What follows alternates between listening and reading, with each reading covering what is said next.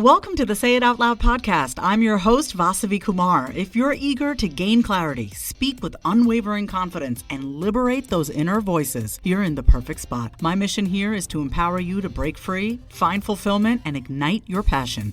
You ready? It's time to say it out loud. I've put together a guide of my top 10 tested and proven to work practical strategies and habits to help bright women like you say no, set your boundaries right, live confidently, and build healthy relationships, starting with the relationship you have with yourself. This is a self-paced guide, and I can't wait for you to dig into it so you can start becoming your most confident self, because she's in there waiting for you. Head to the link in my show notes or go to vasavikumar.com/guide and grab it today. Welcome back to another episode of the Say It Out Loud podcast, y'all. You know those people who can blend science, soul, and savage truth all in one sentence? That is Béa Albina. She's a UCSF-trained nurse practitioner, master certified life coach, somatic experiencing practitioner, and the author of End Emotional Outsourcing, a book that's about to have every recovering people pleaser questioning all of their I'm fines. Béa is the kind of woman who can talk polyvagal theory and patriarchy in the same breath and somehow make you laugh while you're having an existential crisis. Her work has been featured on Goop, Mind Body Green, and Oprah Daily. But more importantly, she's helping women stop living for everyone else and finally come home to themselves. So today we're going to be unpacking why your perfectionism isn't a flaw, it's a survival strategy. Why just breathe doesn't always work, and why reclaiming your nervous system might be the most radical act of self-love you ever commit to. Welcome to the show, Béa. Thank you so much for having me. I am absolutely thrilled to be here.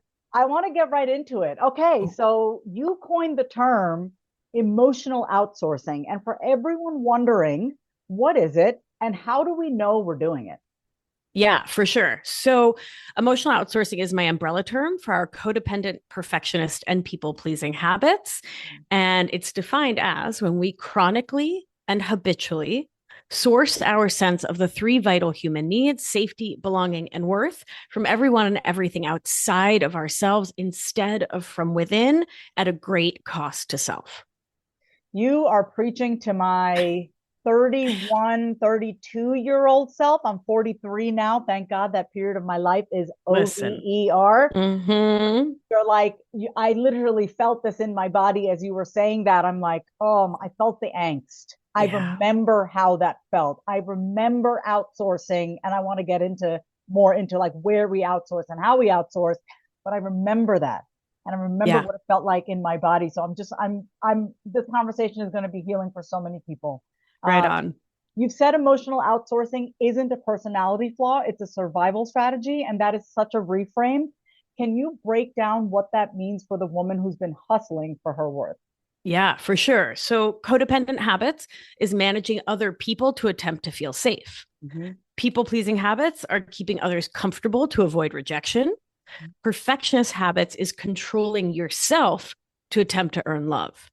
Mm. So what's the thread through, right? It's survival.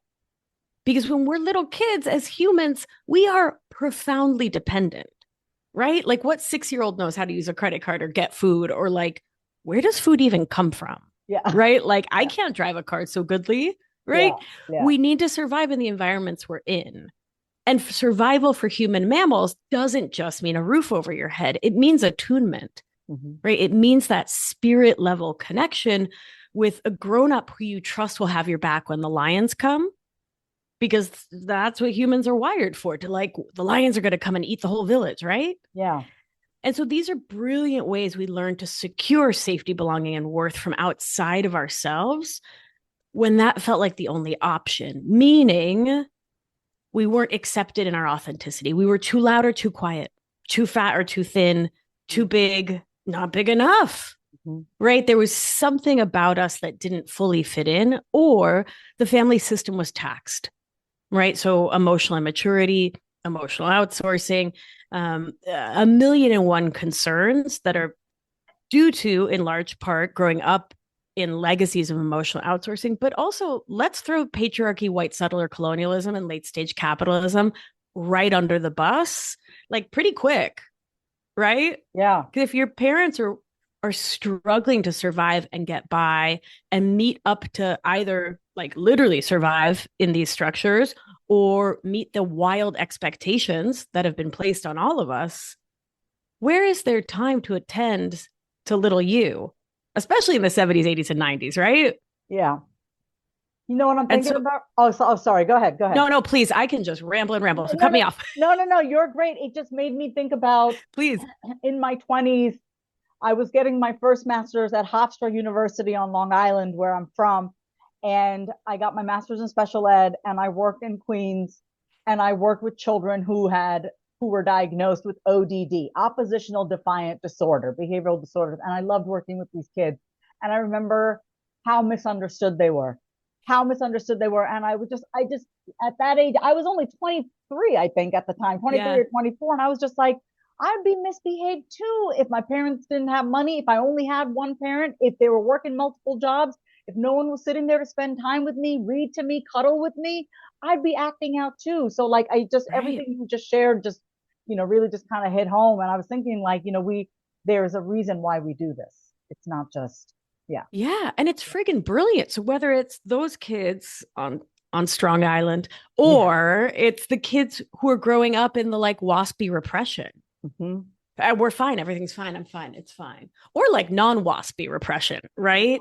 And just growing up in a family system where having feels, no, thank you. Yeah. No, we're not. We can't. No. Nope. Can't handle that for so many reasons. So if you're a kid like me, I am an Argentine Leo New Yorker. All I am is huge feels like all the time. You know what I mean? Yes, I do know what you mean. I feel this deeply. Yeah. Right? Yeah. And so, like, eldest immigrant daughter, what's my job? Manage the family system, take care of all the feelings, be the like soother, the caretaker, the like make it all try to flow and be copacetic. So, what is there not room for? Me. Yeah. Yeah. Right. And so, what does a smart animal learn to do? Hide self away. Authentic self, forget about it. No, thank you. Nope. That's not it's not a smart person to bring into this conversation. Let me tell you what. Yeah. And so what really pisses me off and was so much of the impetus for writing this book is that the current systems for talking about all three habits, codependent, perfectionist, and people-pleasing habits, and are all about identities. You are a codependent, which means you are sick and suffering. You're defective. Your character is defective. There's problems with who you are. And that comes from the common usage of codependency coming from both 12-step and the war on drugs. Yeah. Let me save you some hate mail. If 12-step saved your life, I'm so happy. I'm a nurse. I'm a nurse practitioner. I'm so thrilled for you. I'm not talking about you and your program. 0%. I'm talking about my program, my side of the street. Right? Okay. Before you. I love it. I'm so glad you said that. Yes. Say that. Yeah. Nothing to say about that saving your life. Holly, great. But on the other side of it, right, is the program for the wives. We can problematize that later. But it really started to come out of this parallel system that was about pathologizing and was about seeing codependency as a disease. Yes. And that's where our whole framework comes from. And then codependency rose into its popularity during the war on drugs because we needed a parallel system to talk not just about those very bad people who use substances. And that framework can F right off as well. But we need to talk about their terrible, no good enabling wives who need to also feel bad about themselves during Reaganism because everyone needed to. Crime and punishment ruled the day, right? Yeah. And so we fast forward, we're still using those same frameworks so often. And it leaves people, and I know because this is how I felt trying to work through those systems, and it's how thousands of my clients and listeners to my podcast share, we feel like crap about ourselves. Yeah. Because there's something broken about us. And that's That's baloney, right? That is baloney. And that kind of leads me to my next question, because I think all of this, the emotional outsourcing, the codependent, perfectionist, people pleasing habits, it wreaks havoc on our nervous system. And I'm thinking about when I was diagnosed with hypothyroidism in my like mid 30s, and I was like, why did I get diagnosed with this? I'm always like, there's something deeper. There's a deeper reason. And I was in a very codependent, toxic, filled with substances, abusive relationship. And I'm like, when I think about now what that did to my nervous system, I'm curious to know your thoughts on this, right? So the wellness world loves to preach just meditate, but you've been clear that nervous system healing isn't a one size fits all. So why do you think traditional self-help has missed the mark when it comes to nervous system healing? I'm curious to really know your take on this, because going through traditional self-help, like that did not help me with my nervous system regulation at all. Oh, for sure. Yeah. For sure. Yeah. I mean, let's pull up a chair and talk about whiteness. Yeah. Let's do it. Please. Can we? I mean, yeah, listen, I'm not busy. I got all day. Yeah. Right. So it's hard to even know where to start into it. So we'll just go in 1,000 directions if you're available. Yeah.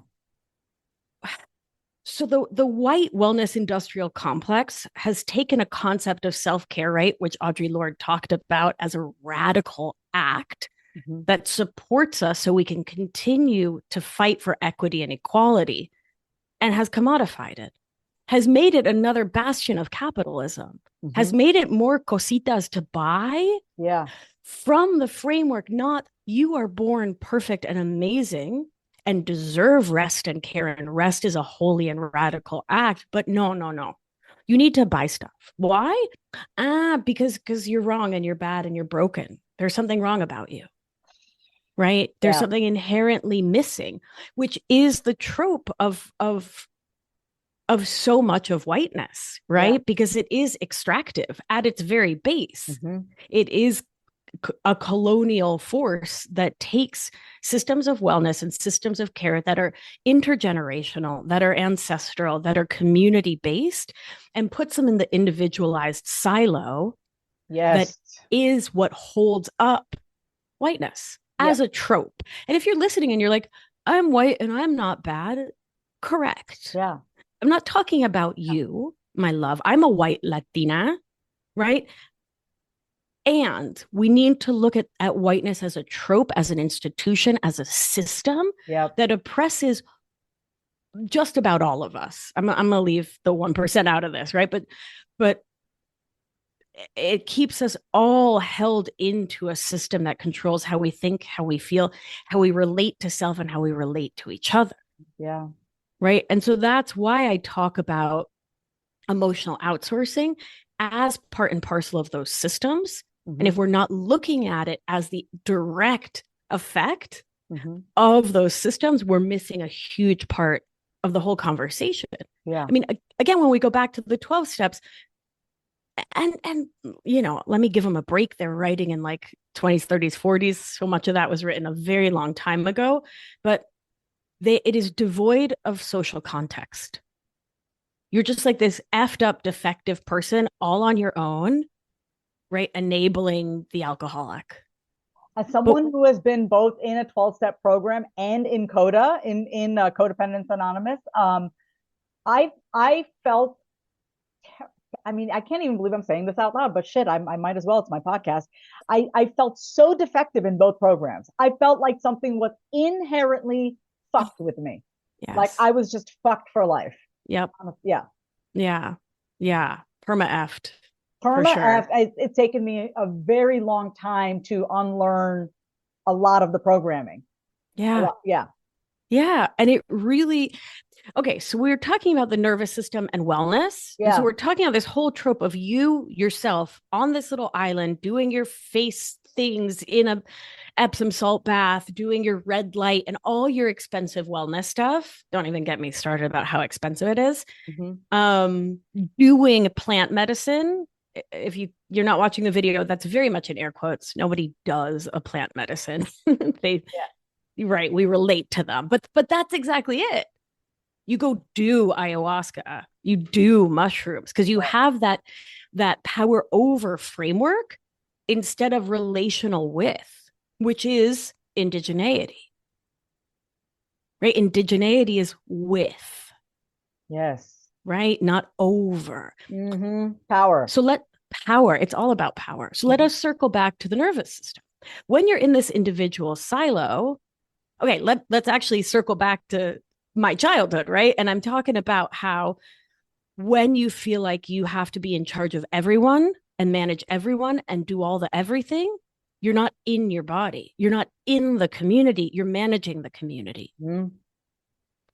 So you're in this sort of individual silo in a way. When what do children need? Grown up will come and save me when the lions come, because I am a vital and important part of this community, because I matter for me as me. I'm me. Yeah. I matter. Not because of what I do, not because of what I buy or what I give, but because I was born perfect and worthy of love and care. Right. So that's a collectivist framework, right? We all each matter equally. So then again, we fast forward to these individualized methods of care. And what's lacking for the nervous system? The thing that grounds us the most, co-regulation. Co-regulate. Oh, I'm a huge co-regulator. Yeah. Yeah, me and my best friend. That's why I have a neighbor who, I mean, who's even close to their neighbors these days? I'm like this with my neighbor. We and her are like BFF. She will come over. We will have a couch rotting session, and we will just co-regulate with each other. And it's just so lovely. So that's lovely. Magical. Yeah. That's magical. And I would posit that does so much more for your nervous system. Totally. Than going to 14 sound baths with a fistful of mushrooms under red lights. You know what I'm like, all of the trappings of wellness and healing. Yeah. O sea, those things are helpful, but they need to be within the context of community care. Yeah. Or it's just extracting us from each other even more, which then dysregulates our nervous system. And you want to dysregulate a thyroid? Mess up the hypothalamic pituitary adrenal axis. Go ahead. Jack that cortisol. Get that adrenaline running by feeling all alone. Yes, that's exactly you're speaking to my 32-year-old. Like that's exactly how I felt. I was surrounded by people, but I felt so alone. Let's take a quick break. Having been in therapy since the age of 12, I know firsthand just how powerful the process of finding the right therapist is. Going to therapy and talking things out with my therapist has made me happier, clearer, and most importantly, I have a plan for my mental health. I have tools to be able to communicate with others, and also the tools to cope when life gets hard, which it does. So let me ask you a question. Is something interfering with your happiness or preventing you from achieving your goals? Regardless if you have a clinical mental health issue like depression or anxiety, or if you're just a human who lives in this world who is going through a hard time, therapy can give you tools to approach your life in a very different way. And that's why I'm excited to tell you about today's sponsor, BetterHelp. BetterHelp's mission is to make therapy more affordable and more accessible. And this is an important mission because finding a therapist can be really hard, especially when you're limited to the options in your area. BetterHelp is a platform that makes finding a therapist easier because it's online, it's remote, and by filling out a few questions, BetterHelp can match you to a professional therapist in as little as a few days. It's easy to sign up and get matched with the therapist. There's a link in my description. It's BetterHelp, HELP.com/Vasavi. That's BetterHelp.com/Vasavi. Clicking that link helps support this podcast, but it also gets you 10% off your first month of BetterHelp, so you can connect with the therapist and see if it helps you. And because finding a therapist is a little like dating, if you don't really fit with that therapist, which is a common thing with therapy, you can easily switch to a new therapist at no additional cost without stressing out about insurance, who's in your network, or anything like that. I don't know where I would be without the help of therapy and my therapist, but I do know that life would feel that much harder. So if you're struggling, consider online therapy with BetterHelp. Click the link in the description or visit betterhelp.com/Vasavi. Thank you again, BetterHelp, for supporting this podcast. Yeah. Such a hard feeling, right? Mm-hmm. Yeah. And I also want to say this both to you and into the ether that like this doesn't mean you caused your hypothyroid. Yes. You know what I mean? It's not Yeah. on you. Yeah. You are perfect because you were born that way. Yeah. And each and every moment, we're just doing our best to survive. Is Yeah. it always in hindsight the best choice? Generally not. Mhm. But we're just doing the best we can with our nervous system capacity in that moment. Yeah. Which is not just my theory. I mean, I studied epidemiology. It's what the neuroscience shows us, right? Is that we can only do what our nervous system has the capacity to do. So you didn't cause your hypothyroid, and you can look at the series of choices, which were the best choice you could make in that moment, and see how you can shift them to move forward and bring healing to your adrenals and to your thyroid and your gut and your.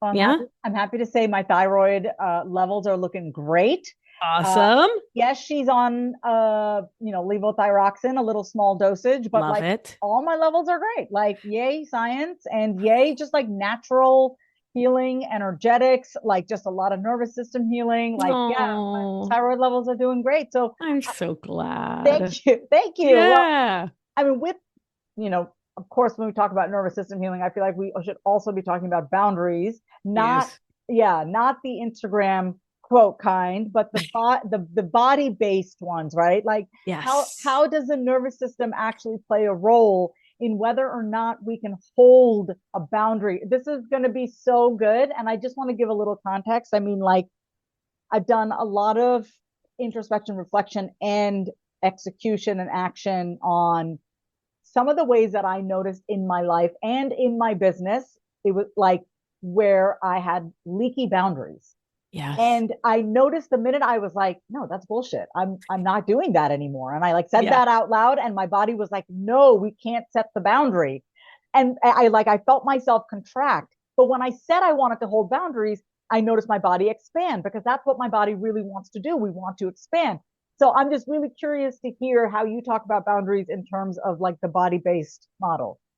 Yeah, because if your body's not on board with it, you're going to fold like an origami swan. Yeah. Of course you are. Mm-hmm. So, okay. Story, I'm going to go big nerd, and then I'm going to come back to practical. You ready? Yeah, great. Okay, great. So story follows state in the nervous system. What the hell does that mean? It means the thoughts, the narratives, the stories about your life that are available to your conscious mind in any given moment are based in what state your nervous system is in. Meaning, you're at the top of a roller coaster and you're petrified. You hate roller coasters. You don't know how you got here. Are you going to be able to think, this is so lovely? No. Oh, you're petrified. You hate it. Yeah. Maybe that's this hellscape. Yeah. Right? Same if you're like, I don't know, like if I was in a kiddie pool full of puppies, I would be so happy. Yeah. My nervous system would be so chill, so delighted. And my thoughts would be like, this is amazing. But if you're petrified of dogs, that same thing is like, again, a hellscape. Yes, right. Exactly. Right. And so when we try to set a boundary, just using our words, if our nervous system if there's a state story mismatch, it's not going to land. It's not something that you can actually get behind, because your body's telling a completely different story, which gives a different energy. And by a different energy, I mean adrenaline, right? Yeah. This is why chanting affirmations is just not enough. Don't get me started. Yeah, it's just not enough. Don't get me started on the affirmations. Yeah, I mean, like, you have to. I do believe, and I would love to hear your thoughts on this. So, like, if I ever tell a client or advise to a client to like say this out loud, I'm always like, stand in front of the mirror, put your hand on your chest, put another hand on your belly, look at yourself, make it a full body experience. Don't just be like, closing your eyes saying like, I am confident. Like, make it a whole experience where you are eye to eye with yourself. I'd love to hear your thoughts on that. Like, go ahead. Yeah, I love that. And what I would add is orienting. Okay. So if folks walk away from this conversation with one thing, please let it be orienting. So when the nervous system gets dysregulated, one of the things we lose is our firm grasp on when, on time, on how old is this animal? Oh, it must be 6 because I'm scared, because he used an angry voice, and that means it's 1985. Yes. And I should cower, and I should, and we're reacting like a little us.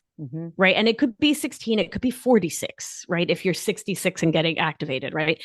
That's what a trigger is. You leave this time and place. You are no longer oriented to time and place. Yeah. And so orienting is one of like almost like embarrassingly simple, because I've been studying this for over 20 years. And I'm like, I'm going to need you to look around, but whatever. That's how we do it, which is also what I love about nervous system stuff. It's free, it's accessible, it takes milliseconds. Yep. So to orient your nervous system, you legit just like look around the room you're in, and you take in the things in the room or the space, and you let your nervous system come back to the here and now. Oh, that's so good. Sorry, go ahead. So Yeah, good. No, just the more freaked out you are, the more components you're going to want to add, and you want to pick them ahead of time. So like right now, do you want to count squares when you're freaked out? I recommend squares or circles, because whether you're inside or outside, there's a lot of them. Like, don't count dodecahedrons. You're just going to F your life up. So if you're counting squares or rectangles, door, picture, painting, cabinet, sewing machine is kind of a rectangle. You are in a rectangle. Other screens are rectangle. Sun lamps are rectangle. Windows are rectangles.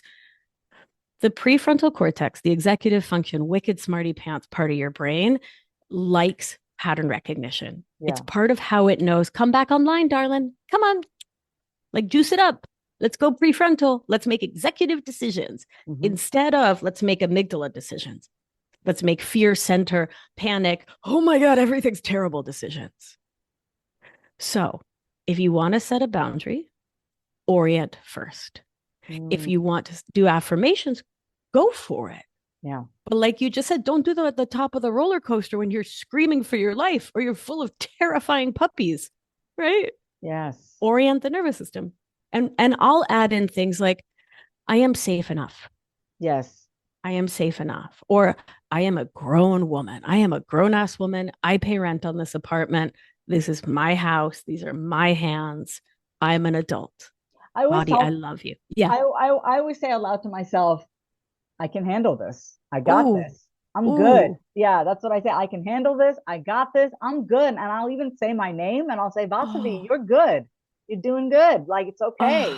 Yeah. So that tone of voice and those sentences and those key phrases immediately just chills me out. Where do you feel it in your body when you say that? When I say that, it's in my gut. It's like, you're good. Yeah. Everything, the buzzing, tingling from my chest drops down to my gut. And I just feel really rooted. That's beautiful. As you said it, I felt like this, like a big iron gate closing in a good way. Just like whoosh. Yeah. Solid at the base of at my solar plexus. Yes. Yeah. It felt really like solid and something I could work with and could support me. Like, it could be a resource for my nervous system. Awesome. Use it and let me know how it goes. It's just like, those are my key phrases, you know? It's so good. Okay. So this is also bringing up self-trust for me. Like, thinking about, because, when you can hold a boundary and when you can draw the line in the sand and you don't keep erasing that line, you start to trust yourself, right? Like, anytime I said I was going to do something and I followed through with it, I trusted myself. So I know there's a lot of talk about self-trust online, but you say it's a radical reclamation of life force. So how does self-trust show up somatically, not just intellectually? Yeah. So self-trust shows up in the body when we trust what we feel. So emotional outsourcing whispers, you don't know what you want. You don't know who you are or what you need. Let them decide. You'll be safer if you just do what they want. Right? Which, again, childhood brilliance doesn't serve our 40-something grown-ass selves now, right?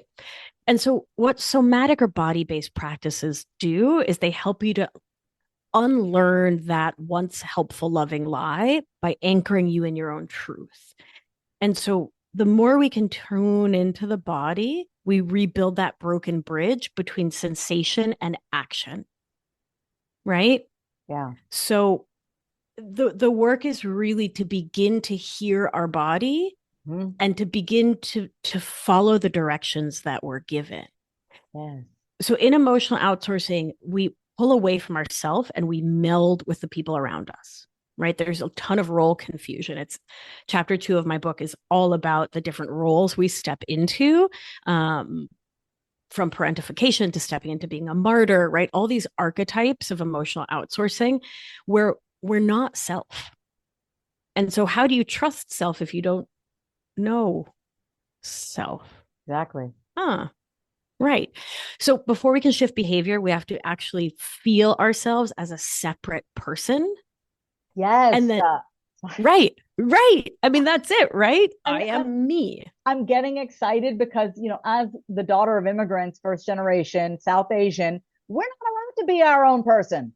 We are so enmeshed with our family. We are so enmeshed with our family. God forbid we think different, feel different, dress different, speak different, choose a different career path. I mean, I am the brown sheep in my family. So this is what this is really bringing up for me. So I really appreciate this conversation. Okay, keep going. Right on. And I'll add to that from my experience as a immigrant Latina, we can love our family. We can care for our family. We can be a really good daughter on our own terms. Yes. And you can be your own grown separate person. And that doesn't have to mean abandoning your family.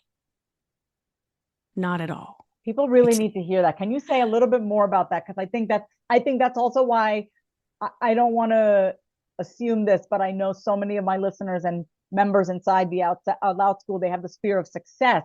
It's not even a fear of failure because they're afraid if they do get what they want, if they do expand their visibility, if they do reach the masses, if they do make a lot of money, they're going to abandon their family. So can you speak more to this? Yeah.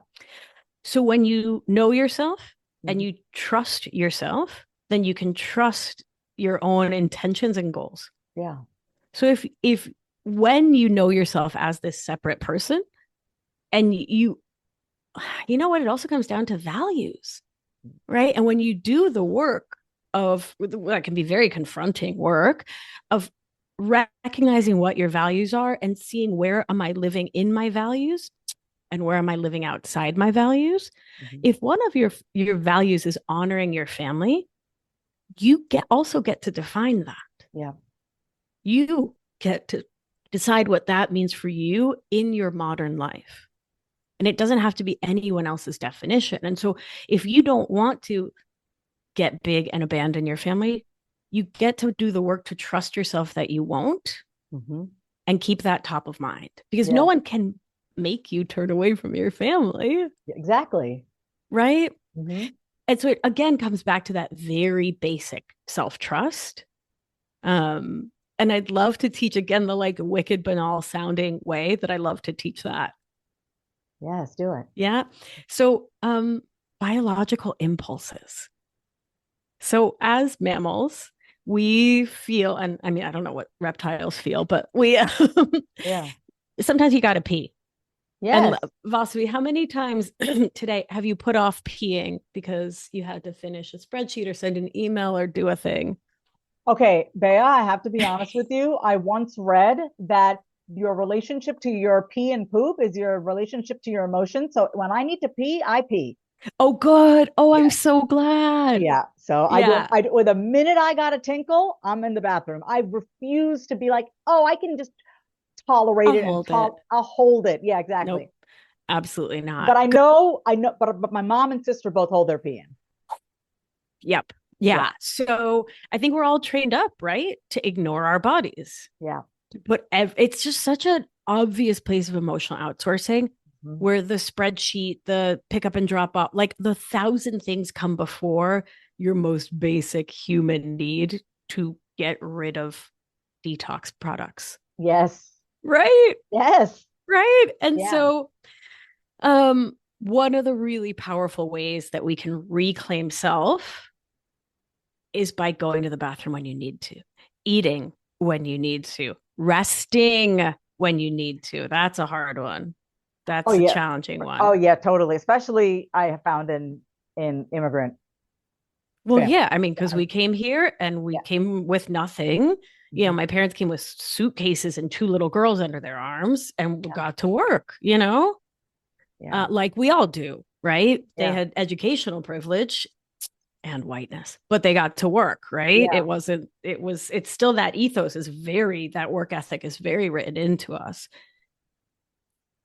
And again, we can build the self-trust that we will continue to have the same values that are under that work ethic without sacrificing our own bodies. Yes, this is really preaching to the choir. This is the work that we're doing. I have a global monthly membership called the Out Loud Yeah. School, and it's not just about content and marketing. It's really about our nervous system, and it's about how we feel in our body as we're putting out our self-expression and our art. And it's like this is so tied into even like how we emotionally outsource as content creators. Yeah. Yeah, right. Yeah. Yeah. It really can impact everything we do. Yes. The way we relate to the presentation of self. Yes. Instead of actually being ourself. It shows up in every area of your life. Emotional outsourcing, like needing the validation from your audience, needing to make, just like vanity metrics, getting caught up in vanity metrics, right? Yep.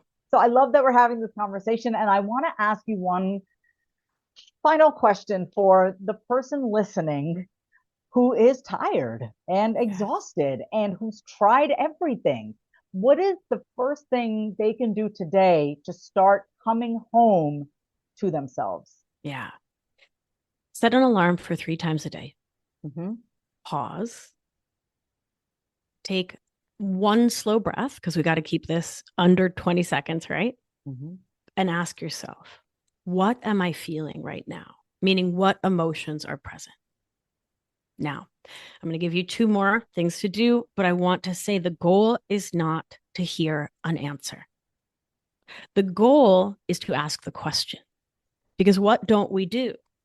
Ask ourselves questions. What do you want for dinner? Where do you want to go? What do you want to do for the holidays? Do you want to go to your mom's? Do you want to? Do you like me? Am I good enough? Am I okay? Is it okay that I'm alive? Is it okay? Is it okay that I exist?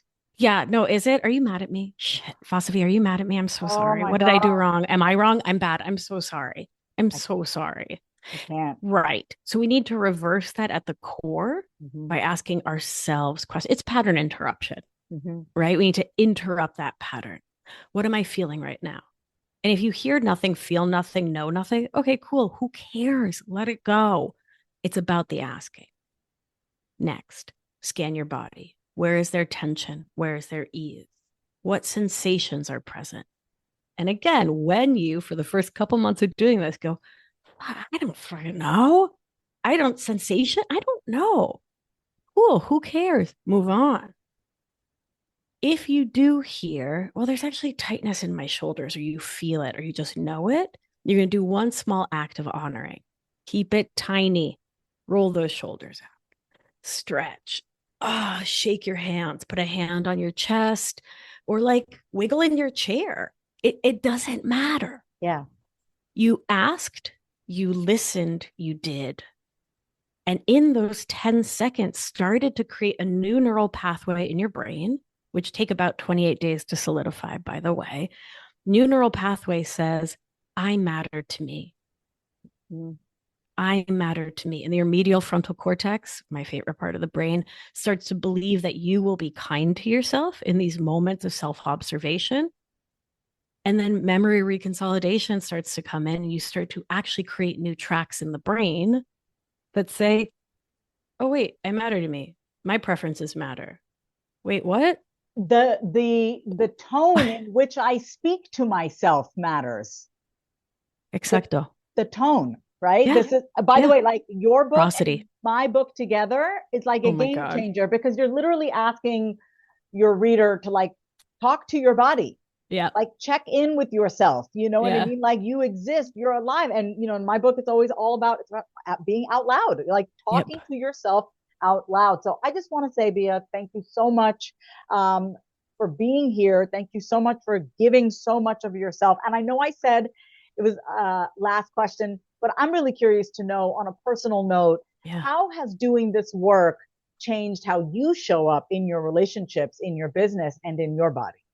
Oh my gosh, in every possible way.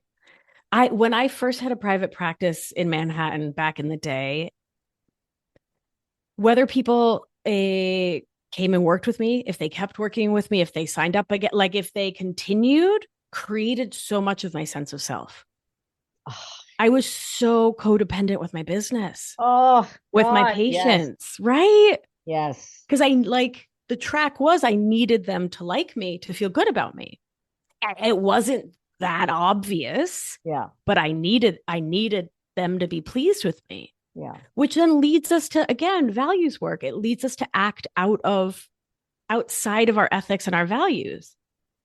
Oh, I'll refill that without a visit. Don't worry about it. It's fine. I'll just refill your Adderall. Don't worry. I'll refill you know what I mean? And you're doing stuff you wouldn't do.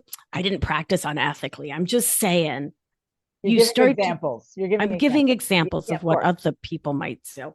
But the vanity metric thing, the like caring about the gram, right? And now I just go there to share fun things. Yes. Because it's fun. Yeah. Right. And so then in my personal relationship, I'm no longer my partner's therapist. No, thank you. Not interested. I'm not partnered with a fixer-upper. Amen. Ooh, wow.